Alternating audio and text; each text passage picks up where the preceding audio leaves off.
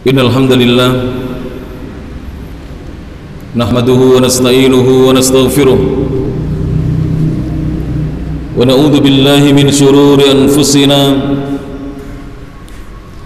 wa sayyiati a'malina man yahdihillahu fala mudilla lahu wa man yudlil fala hadiya lahu asyhadu an la ilaha illallah wahdahu la syarika lah wa asyhadu anna Muhammadan abduhu wa rasuluh ya ayyuhalladzina amanu taqullaha haqqa tuqatih wa la tamutunna illa wa antum muslimun ya ayyuhan nasu taqu rabbakumul ladzi khalaqakum min nafsin wahidah wa khalaqa minha zawjaha وبث منهما رجالا كثيرا ونساء واتقوا الله الذي تساءلون به والأرحام إن الله كان عليكم رقيبا يا أيها الذين آمنوا اتقوا الله وقولوا قولا سديدا يصلح لكم أعمالكم ويغفر لكم ذنوبكم ومن يطع الله ورسوله فقد فاز فوزا عظيما أما بعد فإن أصدق الحديث كتاب الله وخير الهدى هدى محمد صلى الله عليه وعلى آله وسلم وشر الأمور محدثاتها فإن كل محدثة بدعة وكل بدعة ضلالة وكل ضلالة في النار. Jamaah kajian Masjid Al-Itqan Kampung Arab Inggris rahimani Allah iyyakum. Kita lanjutkan kajian kitab Al-Adabul Mufrad yang disusun oleh Al-Imam Al-Bukhari rahimahullah ta'ala. Bab berikutnya qala rahimahullah ta'ala Al-Babu At-Tasi'u wal-Ishruna wal-Mi'atan. Bab yang ke-229. Bab hal yakunu qaulul maridi, apakah diperkenankan orang yang sakit mengucapkan inni waji', sesungguhnya aku sedang sakit. Apakah hal yakunu qaulul marid, apakah ucapan seorang yang sakit yang dia mengatakan inni marid, inni wajih, sesungguhnya aku sedang sakit, syikayatan, apakah termasuk ini satu bentuk keluhan yang dilarang dalam Islam? Mengeluh kepada makhluk yang dilarang. Di dalam hadis ini akan dijelaskan bahwa seorang yang mengatakan bahwa dirinya sedang sakit, maka ucapannya ini tidak dilarang. Hadis yang berikutnya Al-Hadithu At-Tasi'u wal-Khamsumiyah, hadis yang ke-509. Hadisnya disahihkan oleh Syekh Muhammad Nasiruddin Al-Albani rahimahullahu ta'ala. Qala Al-Imam Al-Bukhari rahimahullah, berkata Imam Al-Bukhari, semoga Allah Ta'ala merahmati beliau, haddatsana Zakaria, telah meriwayatkan kepada kami Zakaria. Qal, Zakaria berkata, haddatsana Abu Usama, telah meriwayatkan kepada kami Abu Usama, an Hisham, dari Hisham, an abihi, dari ayahandanya. Qal, ayahnya Hisham berkata, dakhaltu ana wa Abdullah ibn Zubair al-Asma. Dan sepertinya di sini ayahnya Hisham adalah Urwah, Hisham bin Urwah. Dan Urwah ini saudaranya Abdullah, sama-sama putranya Az-Zubair ibn al-Awwam. Dan sebagaimana kita ketahui pada jemaah yang rahmati Allah Subhanahu wa taala, Az-Zubair ibn al-Awwam ini termasuk ahadul mubasysyirina bil jannah, salah satu dari 10 orang sahabat yang diberi kabar gembira bahwa mereka telah mendapatkan jaminan kelak masuk surga, yaitu sahabat yang mulia as-sahabiyul jalil Az-Zubair ibn al-Awwam. Dan Az-Zubair ibn al-Awwam, beliau rahimahullah ta'ala atau radhiyallahu anhu, adalah sahabat yang Rasulullah yang masuk Islam di awal-awal dakwahnya Rasulullah sallallahu alaihi wasallam. Jadi beliau ini masuk Islam di awal-awal dakwahnya Rasulullah sallallahu alaihi wasallam. Yang kemudian Az-Zubair ibn al-Awwam ini menikahi Asma bintu Abi Bakar, menikahi saudarinya Aisyah. Asma bintu Abi Bakar, putrinya Abu Bakar As-Siddiq radhiyallahu anhuma. Zubair ibn al-Awwam ini usianya tidak terpaut jauh dengan Ali bin Abi Thalib, tidak terpaut jauh, hanya terpaut sekitar 4 tahun, karena Ali bin Abi Thalib dilahirkan pada tahun 23 sebelum Hijriah, sedangkan Az-Zubair ibn al-Awwam ini dilahirkan pada sekitar tahun 27 sebelum Hijriah radhiyallahu anhuma. Semoga Allah Ta'ala meridhai Az-Zubair dan Ali bin Abi Thalib. Dan meninggalnya pun tidak terpaut jauh juga. Ali bin Abi Thalib meninggal dunia pada tahun 35 Hijriah, dan Az-Zubair ibn al-Awwam meninggal di tahun 36 Hijriah. Kita lihat para jemaah yang dirahmati Allah Subhanahu wa taala, hadisnya. Beliau berkata, qol dakhaltu ana, aku masuk, kata ayahanda dari Hisham, wa Abdullah bin Zubair, dan juga Abdullah bin Az-Zubair, ala Asma, untuk menemui Asma. Siapa Asma? Ibundanya. Jadi Abdullah bin Az-Zubair ini adalah putranya Asma, di mana Asma dinikahi oleh Az-Zubair bin Al-Awwam. Az-Zubair bin Al-Awwam. Dan disebutkan para jemaah rahmat Allah Subhanahu wa taala, disebutkan bahwa Asma ini beliau hidup sampai usia sekitar 100-an tahun. Karena nanti ketika Abdullah bin Az-Zubair meninggal dunia di tahun 73 Hijriah, ketika itu Asma sudah berusia 100 tahun. Asma sudah berusia 100 tahun. Bahkan Asma bintu Abu Bakar bintu Abi Bakar radhiyallahu anhuma ini yang menguburkan putra yang beliau cintai, yaitu Abdullah bin Az-Zubair.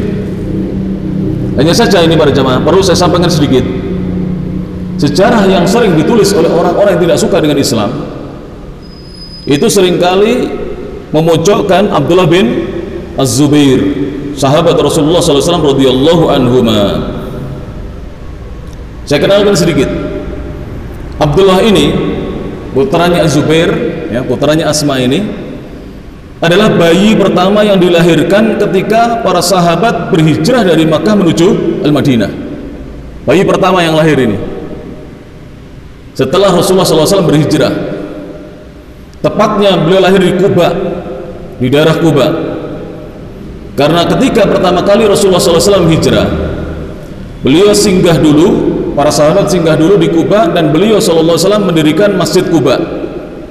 Masjid Kuba itu masjid pertama kali dibangun oleh Rasulullah SAW, baru kemudian beliau mendirikan Masjid An-Nabawi, Masjid Madinah sekarang ini. Jadi Masjid Kuba lebih tua para jemaah. Ya rahmat Allah Subhanahu wa taala. Baik.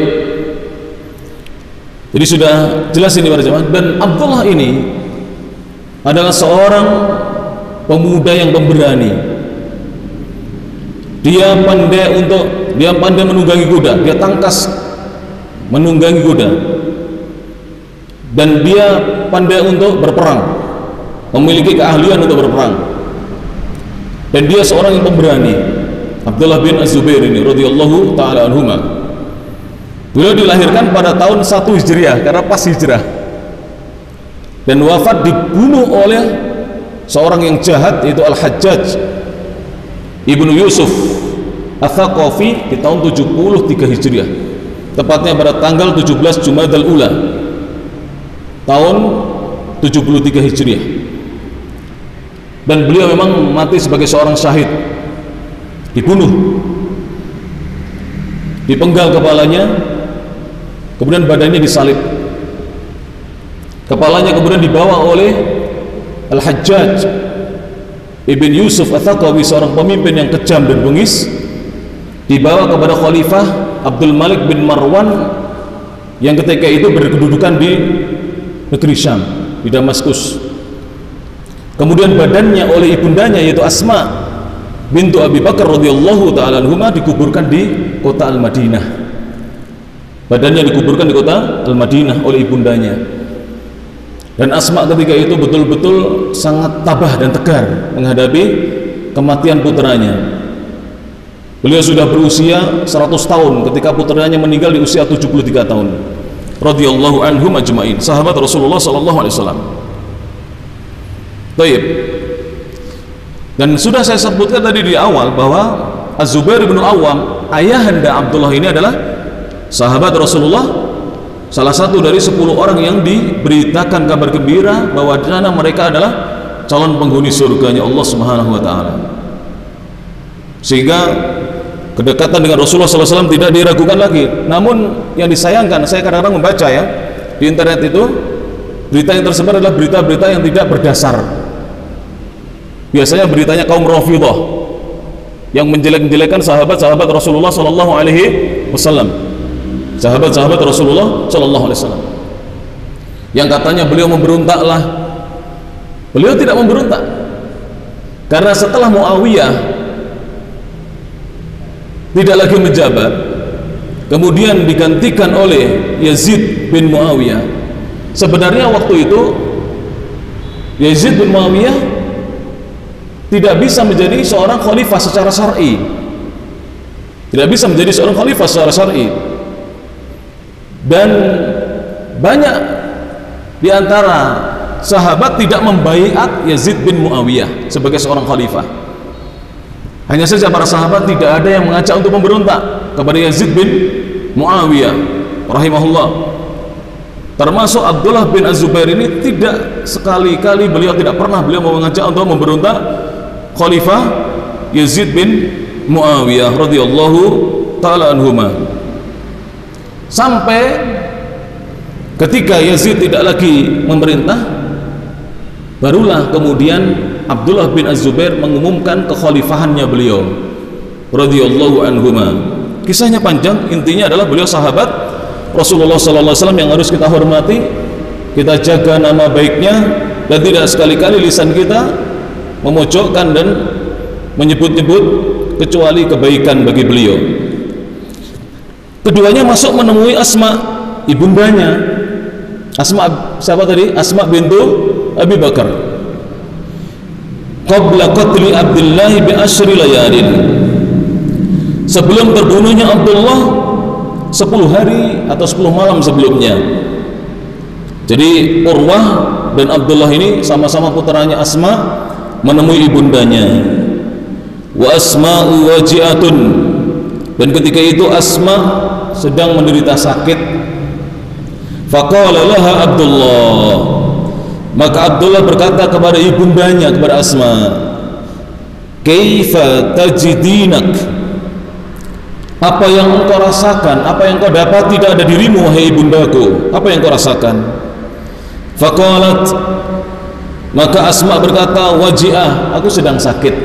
Nah, dari sini bahwa seorang boleh kalau ditanya sedang sakit, dia menjawab sedang sakit, boleh. Dan itu bukanlah syikayah, itu bukanlah syakwa, bukan bentuk pengaduan kepada makhluk yang dilarang. Itu bukan keluhan kepada makhluk yang dilarang.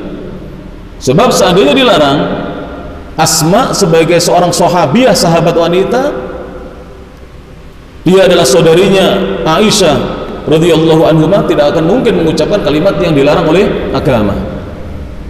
Maka kemudian setelah ditanya, Asma menjawab, qalat waji'ah, aku sedang sakit wahai putraku. Dan ketika itu Asma usianya berapa? 100 tahun. Ini 10 hari sebelum wafatnya sama Abdullah bin Az-Zubair. Berarti sekitar tanggal berapa? 7 Jumadal Ula. Karena Abdullah bin Az-Zubair meninggalnya tanggal 17 Jumadal Ula tahun 73 Hijriah. Kemudian Abdullah bin Az-Zubair berkata, dan ini wallahu a'lam, kemungkinan besar adalah firasatnya seorang sahabat. Beliau berkata, inni fil maut, sesungguhnya aku ini merasakan akan meninggal dunia. Jadi dia sudah merasakan akan wafat. Abdullah bin Az-Zubair radhiyallahu anhuma. Dan begitulah para jemaah, tidak ada satu orang pun makhluk, hatta seorang nabi dan seorang rasul, yang tahu kapan akan meninggal. Tidak ada yang tahu hari meninggalnya, jam meninggalnya, apakah pagi ataukah siang atau sore. Tapi Allah memberikan firasat kepada sebagian makhluk Allah bahwa mereka sudah dekat dengan kematiannya, tapi tidak tahu kapannya. Hanya saja sudah diberitahu oleh Allah Subhanahu wa taala akan dekatnya kematiannya. Dan ini banyak para jemaah orang-orang soleh merasakan hal itu. Maka kemudian ketika putranya mengatakan demikian, faqalat, Asma berkata, la'allaka tashtahi mauti, barangkali kamu wahai putraku ingin mati seperti diriku, sudah tua. Tapi 73 memang sudah tua ya. Abdullah bin Az-Zubair 73, ibundanya berapa? 100 tahun. Sudah sepuh semuanya ini 73 para jemaah. Maka kemudian falidzalika tatamanna, oleh karena itu kamu berangan-angan berharap meninggal dunia. Fala taf'al, wahai putraku, jangan kamu lakukan seperti itu.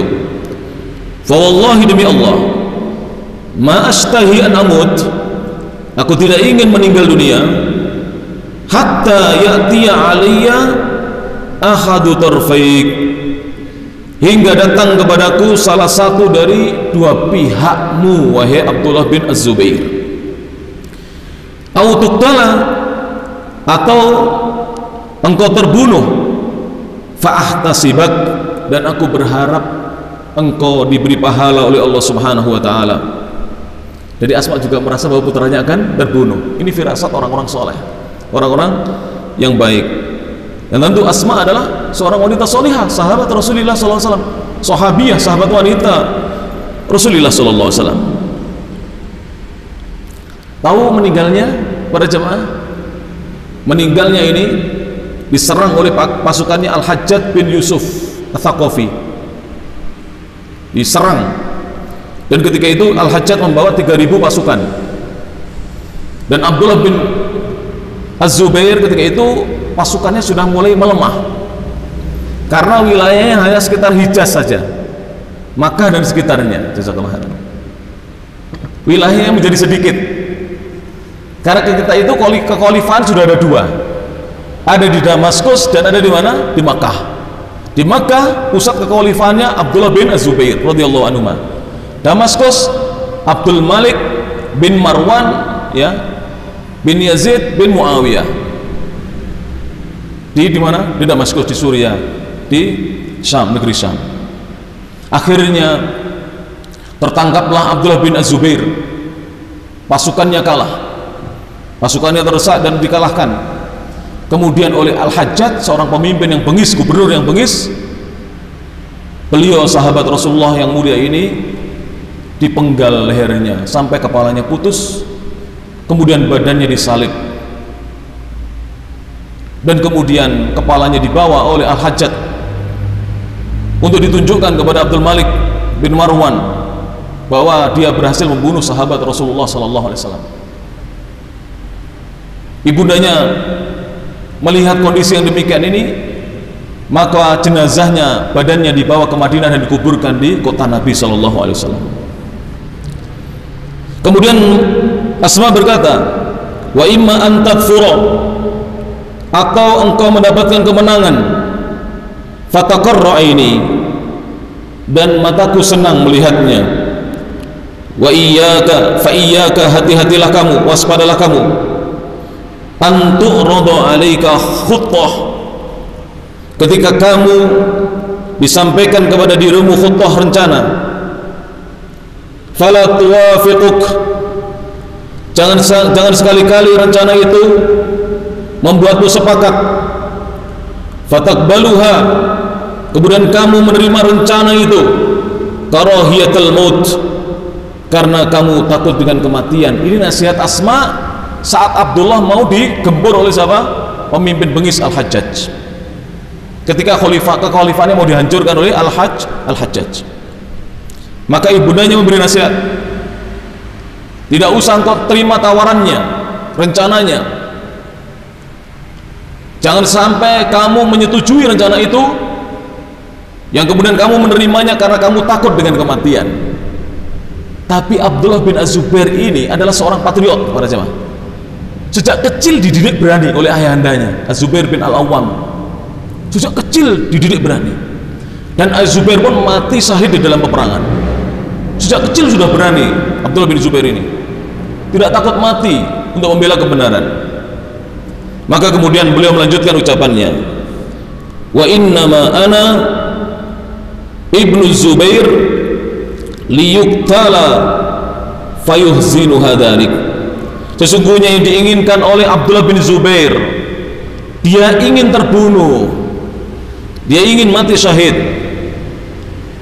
dan dia ingin ibundanya merasakan kesedihan atas meninggalnya dirinya. Dari hadis yang mulia ini para jamaah, atau athar yang mulia ini, bahwa seorang muslim dibolehkan untuk mengatakan saya sedang sakit. Jika ditanya oleh saudaranya atau temannya, apakah kamu sedang sakit, diperbolehkan dia mengatakan saya sedang sakit. Hadis berikutnya, al-haditsu al-asiru wal khamsumi'ah, hadis yang ke-510. Hadisnya sahih, disahihkan oleh al-Imam Al-Albani. Qala al-Bukhari rahimahullah, berkata Imam Al-Bukhari, semoga Allah Ta'ala merahmati beliau, haddatsana Ahmad ibn Isa, Ahmad bin Isa telah meriwayatkan kepada kami.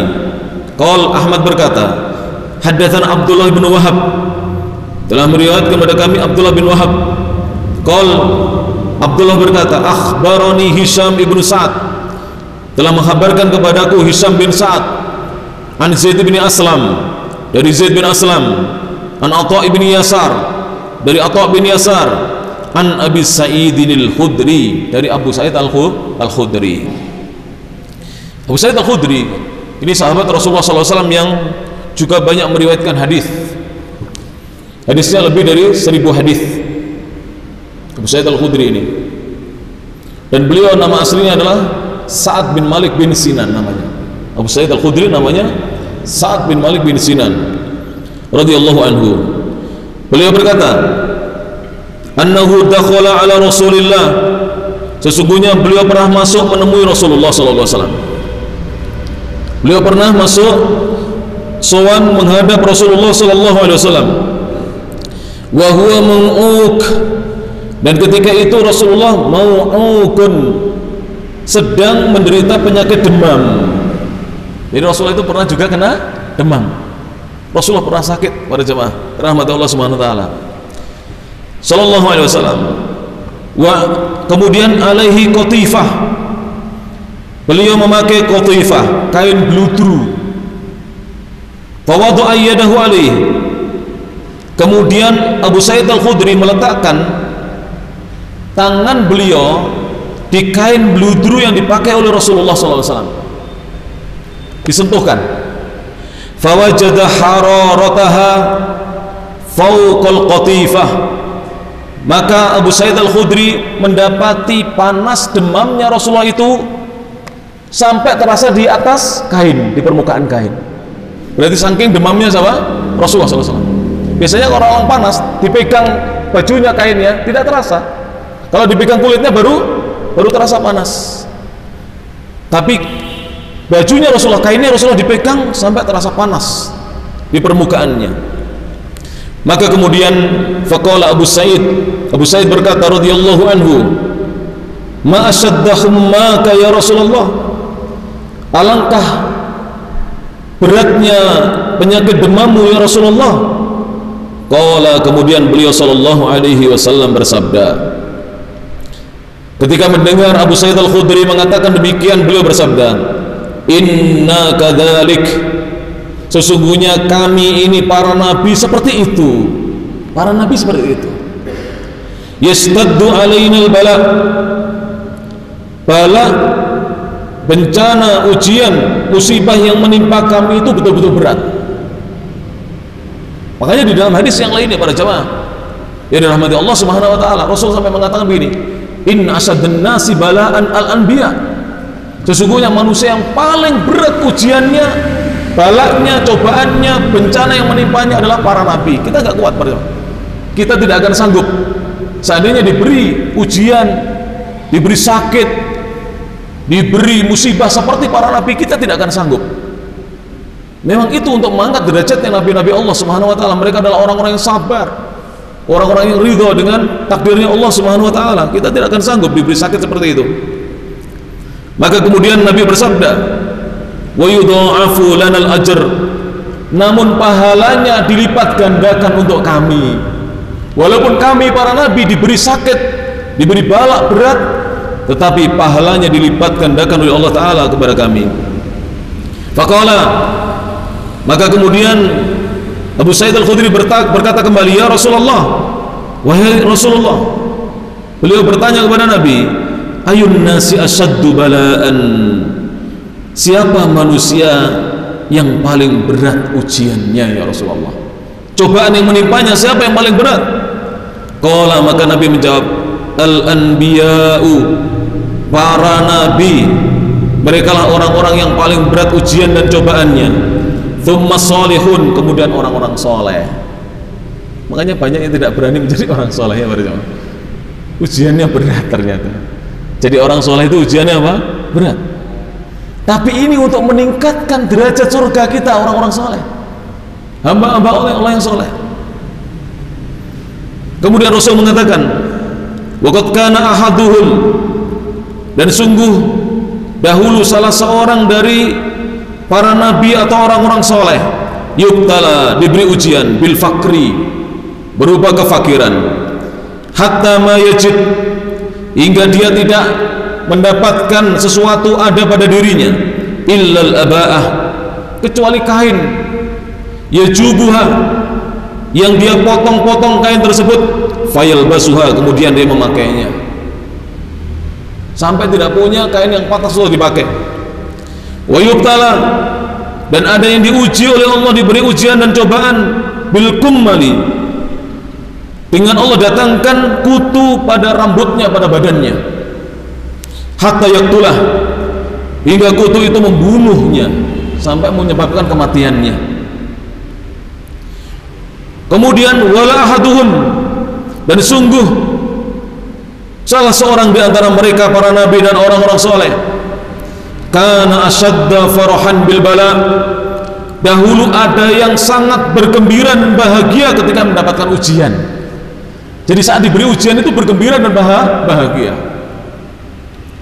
Min ahadihim, dibandingkan salah seorang di antara, min ahadikum, dibandingkan salah seorang di antara kalian, bil ata, bahagia ketika mendapatkan karunia dari Allah Subhanahu wa taala. Jadi para nabi dahulu ada di antara mereka itu diberi ujian itu malah bergembira, lebih gembira dibandingkan kalian, salah seorang di antara kalian mendapatkan karunia dari Allah Subhanahu wa taala. Siapa kira-kira itu? Nabi Ayub. Nabi Ayub pada zaman disebutkan dalam sejarah, beliau ini sakitnya bukan setahun 2 tahun, lama sekali sakitnya, bertahun-tahun. Ada yang mengatakan 7 tahun, ada yang mengatakan 18 tahun sakit, sampai badannya ini berborok, busuk, lukanya membusuk, istrinya pun meninggalkan beliau, hartanya ludes, anak-anaknya meninggal dunia. Tapi beliau malu mengatakan kepada Allah, ya Allah sembuhkan diriku. Beliau malu. Beliau mengatakan, sehatku lebih lama daripada sakitku, kayaku, hidupku yang penuh dengan kecukupan lebih lama dibandingkan aku diuji dengan kemiskinan ini. Bahagiaku dengan anak-anakku dan istriku lebih lama daripada aku ditinggalkan oleh istriku dan anak-anakku meninggal dunia. Subhanallah. orang-orang soleh para jemaah. Dan Nabi Ayub tidak pernah mengatakan, ya Allah sembuhkan diriku. Malu beliau dengan Allah Subhanahu wa taala, malu para jemaah dengan Allah Subhanahu wa taala. Dari sini para jemaah yang dirahmati Allah Subhanahu wa taala, pertama Asma mengatakan bahwa beliau sakit. Yang kedua Rasulullah juga mengakui bahwa beliau sakit, menunjukkan bahwa ketika seorang dijenguk oleh saudaranya kemudian ditanya sakitnya, dia boleh mengatakan bahwasanya dia sakit. Dan itu bentuk ya berita dan bukan keluhan sebagaimana yang dilarang dalam agama. Bab berikutnya para jemaah yang rahmati Allah taala. Al-babu ats-tsalatsuna wal mi'atan. Bab yang ke-230. Babu iyadatil mughma alaih. Bab menjenguk, membesuk, mengunjungi seorang yang pingsan, tidak sadarkan diri. Hadis yang berikutnya, dan al-mughma alaih ini bukan hanya pingsan ya maknanya, termasuk orang yang apa? Dalam keadaan sekarat, termasuk orang yang dalam keadaan apa? Koma, tidak sadarkan diri dalam waktu yang lama, mati suri, ini masuk semuanya para jemaah dalam bab ini. Hadis yang berikutnya, al-haditsu al-hadi asyara wal khamsumiyah. Hadis yang ke-511, hadisnya sahih, disahihkan oleh Syekh Al-Albani rahimahullah taala. Qala al-Bukhari rahimahullah, berkata Imam Al-Bukhari, semoga Allah taala merahmati beliau, hadatsana Abdullah bin Muhammad, telah meriwayatkan kepada kami Abdullah bin Muhammad. Abdullah berkata, hadatsana Sufyan, telah meriwayatkan kepada kami Sufyan an Ibnul Munkadir, dari Ibnul Munkadir, sami'a Jabir ibn Abdullah radhiyallahu anhu yaqul. Ibnul Munkadir pernah mendengar sahabat Jabir bin Abdullah berkata radhiyallahu anhu. Apa yang dikatakan oleh Jabir? Maritu maradon, aku menderita sakit, aku ditimpa penyakit. Fa'atani Nabi sallallahu alaihi wasallam. Jabir bercerita, aku terkena sakit, aku menderita sakit. Fa'atani Nabi sallallahu alaihi wasallam, maka Nabi sallallahu alaihi wasallam mendatangi diriku, menemui diriku. Ya'uduni, beliau mengunjungi diriku. Wa Abu Bakrin, dan juga Abu Bakar. Jadi ketika itu Jabir bin Abdullah sakit radhiyallahu anhu, beliau dikunjungi oleh siapa? An-Nabi, dikunjungi oleh Rasulullah sallallahu alaihi wasallam dan juga Abu Bakar Siddiq radhiyallahu anhu. Wa huma masyian, dan ketika itu keduanya berjalan kaki mengunjungi diriku. Padahal Rasulullah itu punya kendaraan para jemaah, tapi berjalan kaki Rasulullah sallallahu alaihi wasallam. Fawajadani, maka keduanya mendapati diriku ughmiya alai, aku sedang pingsan tak sadarkan diri. Jadi ketika Rasulullah datang dengan Abu Bakar, Jabir bin Abdullah ini sedang pingsan radhiyallahu anhu, tidak sadarkan diri. Fawaddu'an Nabiyyu sallallahu alaihi wasallam, maka Nabi kemudian berwudu.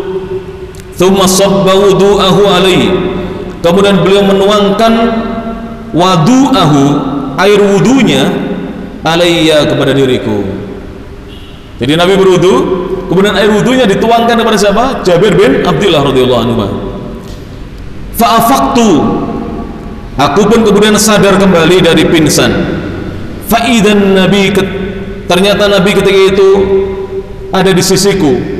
Fakultu, aku berkata, ya Rasulullah, wahai utusan Allah, kaifa asna'u fi mali, ya Rasulullah, apa yang aku akan perbuat terhadap hartaku ya Rasulullah. Rupa-rupanya Jabir bin Abdullah ini radhiyallahu anhu punya harta. Ya Rasulullah, apa yang aku perbuat dengan hartaku? Kaifa aqdi fi mali, bagaimana aku membagi hartaku ya Rasulullah? Sebelum meninggal beliau mengatakan demikian. Falam yujibni, maka kemudian Nabi tidak menjawab pertanyaanku bisyai'in sedikit pun, hatta nazalat ayatul mirath, hingga turun ayat tentang warisan. Jadi tidak dijawab oleh Nabi sallallahu alaihi wasallam. Dan sudah pernah kita bahas ketika Sa'ad bin Abi Waqqas sakit, beliau ingin memberikan harta itu, Nabi melarang kecuali hanya berapa? Sepertiga dari harta, dan itu maksimal. Nabi mengatakan ats-tsulus was-tsulusu katsir, sepertiga saja, sepertiga itu sudah banyak. Karena jangan sampai kita meninggalkan ahli waris kita kekurangan, kemudian harta itu kita infakkan semuanya. Dan itu sudah kita bahas ketika seorang dalam keadaan sekarat tidak boleh dia memberikan seluruh hartanya, dan tidak bertentangan dengan hadis di mana Abu Bakar datang membawa seluruh hartanya. Kenapa ini dibolehkan Nabi? Karena Abu Bakar tidak sedang sekarat, beliau masih sehat. Jadi kalau seorang masih sehat, dia boleh infakkan, sedekahkan semua hartanya, boleh. Dan kalau ada orang seperti ini yang bisa seperti ini, maka dia berarti mengungguli Abu Bakar atau setidaknya sebanding dengan Abu Bakar. Tapi tidak ada seorang pun yang sanggup berbuat seperti Abu Bakar, mensedekahkan, menginfakkan seluruh hartanya. Bahkan Umar yang ingin tanafus, ingin berlomba-lomba dengan Abu Bakar Siddiq radhiyallahu anhu, Umar tidak sanggup. Umar hanya mampu membawa separuh hartanya kepada Nabi SAW. Jadi sudah paham para jemaah ya? Kalau masih sehat boleh, silahkan. Saya mau berikan tanah saya separuh untuk pondok pesantren, untuk sekolahan misalnya. Ini sekolahan mau di sini bangun misalnya. Sudah, tanah saya paruh. Nanti silakan dijual uangnya untuk bangun pesantren atau sekolahan atau masjid. Silakan. Tapi kalau sudah sekarat, sudah mendekati kematian, tidak diperbolehkan oleh Nabi SAW, kecuali maksimal hanya berapa para jemaah? Sepertiga dari harta saja. Para jemaah yang dirahmati Allah Subhanahu wa taala. Sudah Isya. Kok cepat nih? Biasanya saya banyak baca hadis ini cuma 3. Oh, hadisnya panjang-panjang ya. Insyaallah. Oke. Karena saya cerita tentang Abdullah bin Zubair ya, supaya tahu kita para jemaah, kalau ada orang berbicara buruk tentang sahabat, kita bisa membantah mereka. Karena apa? Kebanyakan beritanya itu bukan berita yang valid, dasarnya tidak ada. Seperti tuduhan Muawiyah ini korupsi atau KKN, Utsman bin Affan KKN, tidak benar semuanya, tidak ada dasarnya sama sekali. Bagaimana mungkin orang-orang yang dijamin surga melakukan hal-hal yang buruk seperti itu para jemaah? Orang-orang yang dijamin surga, dan betul mereka tidak pernah melakukan hal yang buruk. Hanya tuduhan-tuduhan itu tersebar di media-media sosial, di internet. Karena memang yang banyak menyebarkan berita-berita seperti itu adalah orang-orang yang ingin menghancurkan agamanya Allah Subhanahu wa taala. Mudah-mudahan apa yang disampaikan bermanfaat. Fa insyaallah kita akan lanjutkan dalam pertemuan-pertemuan yang akan datang. Kurang lebihnya mohon maaf. Akhirul kalam, subhanakallahumma wa bihamdik, asyhadu an la ilaha illa ant, astaghfiruka wa atubu ilaik. Wa akhiru da'wana alhamdulillahi rabbil alamin. Assalamualaikum warahmatullahi wabarakatuh.